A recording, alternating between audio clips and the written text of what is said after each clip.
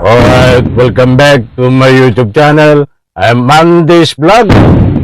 Nako po, ay ito, malaking kahiyaan ni Robin Padilla. Kahit gusto niyang palitan si Sara Duterte sa pwesto, ay hindi yun napili. Ay nakakahiya naman ito. Nag-a-assume ka na ikaw ang pipiliin, ikaw ang inendorso ng iyong mga kaibigan, subalit hindi ka pinili. Ay bakit ka naman pipiliin? Robin Padilla, ay ano ba ang gagawin mo bilang kapalit ni Sara Duterte? Hindi ito pelikula. At tanggap naman ni Robin na kailangan siya ang pumalit sa pwesto dito kay Sara Duterte. Hindi lang usapan itong presidente, usapang Vice President ho, mga kaibigan ay kasama din. Dahil lang muli kong ulitin, siya ang number 1 senador. Dapat siya ang pumalit daw kay Sara Duterte. Ay nananaginip kayo ng gising. Kampo ni Robin Padilla, kampo ni Digong, kampo ni Panilo. Nako, matulog muna kayo. And I told, alam mo Robin, tanda mo sinabi ko, ikaw ang talo mo kami lahat. Yung number 1 sa survey, si Rafi. Pero siya, di ba? Siya, palabas na 13, 12, 11. Tapos, sabi ko, nangyari.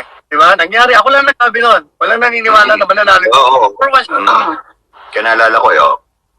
yung mga eleksyon, 5 million ang layo mo sa number 1 sa survey.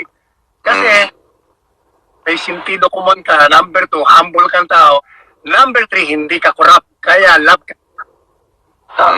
So, yun pala. Mga kaibigan, dinadali niya dito ni Panilo itong si Rapi Tulfo. Number 2 sa survey daw noong nakaraang eleksyon. Subalit, hindi qualified, hindi daw pwede na pumalit kay Sara Duterte ayon kay Panilo dahil malaki ang agwat. Nako po, Santa Maria, anak ng katakot-takot na nanaginip ng gising. Ito mga mahal kung taga-subaybaya. Bibigyan po natin maya-maya ng kaunting komentaryo yan at complete details. Patapusin lang po natin ito, mga mahal kung taga-subaybay. Spoken to Senator Robin Padilla about that. Kasi sabi, Well, when I was having my TikTok, I think 4 nights ago, pumasok siya. So I told him, nag-TikTok ako, Senator Robin. So, hindi ka naririnig, hindi rin makikita mukha mo, pero sasabihin ko na sa'yo ang napag-usapan namin ni Presidente. So, naririnig ko siya. Inuulit ko naman para malaman ng mga nanonood sa akin. Ay nagbubuhat ito ng sariling bangko. Mga kaibigan, tingnan po natin kung ano ang sasabihin tungkol pa dito kay Robin Padilla. Mga kaibigan. Speechless. Sabi ko, ihanda mo na sarili mo. Kasi pag yan ang nangyari, ikaw ang ilalaban namin. Nag-usap na kami ni Presidente and he agrees with me na ikaw talaga ang pwedeng pumalit kay Inday Sara. Ang sinisigaw ng taong bayan sa pamamagitan ng kanilang opinyon at karapatan ho nila ng taong bayan ng mga mahal kung taga-subaybay na magkaroon at magbigay ng public opinion na ayaw nila kay Robin Padilla dahil bobo daw di umano. Mantakin mo yon. Anong gagawin niya na sa ika nga po bilang kapalit ni Sara Duterte? Magsuklay ng balbas, kumain habang naghihiring, tumunganga. Ganyan bang ipapalit kay Sara Duterte? Kaya't mga kaibigan, sa puntong ito ay napakalakas ng panawagan sa mga pamimilian. Ang nananawagan po ay taong bayan na kung pwede, number 1, pinamimilian nila ay itong si Rapi Tulfo ay papalit kay Sara Duterte. Chis Escudero, pinamimilian din ho napapalit kay Sara Duterte. At siyempre Risa Ontiveros, papalit kay Sara Duterte na pinamimilian. At mayroon pa kung ilang hindi nabanggit. At di naman sa Kongreso ay pinamimilian na papalit kay Sara Duterte. Ito si Congressman Luistro, Martin Romualdez, At mayroon pa pong iba, mga mahal kong taga-subaybay.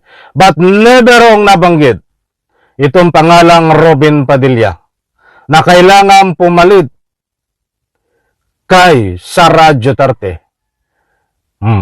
Only ang nagsasabi lang ho niyan, napapalit sa pwesto kay Sara Duterte ay itong si Panilo at itong ilang kanyang mga taga-suporta. But ang karamihan no, ay sinusuka ang pangalang Robin Padilla at ang sabi nga nilang nila ay nabudol sila ni Robin Padilla. Tama na, sobra na. Dapat palitan na kung maaari sa lalong madaling panahon itong si Robin Padilla dahil hindi nagsisilbi ito sa tambayan bagkus pinagsisilbihan niya. Itong si Kibuloy, itong si Sara Duterte, itong si Digong, mga kaibigan at siyempre wala hong kapasidad na utak. Ang laman ng utak ay hindi po enough, walang tamang kapasidad para manungkulan sa Republika ng Pilipinas. Nababagayo ito ay sa mga scripted na gawain katulad doon ng pelikula na kanyang kinamulatan. Alam ko mga kaibigan, nakuha nyo ang gusto kong ipunto.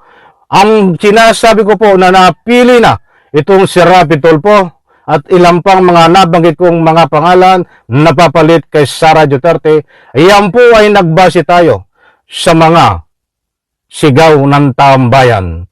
Ang gobyerno po natin, ang siya po nating inaasahan kung sino talaga ang papalit kay Sara Duterte kapag dumating po ang impeachment na napatunayan siya dito sa tinatawag na impeachment kapag gumulong na.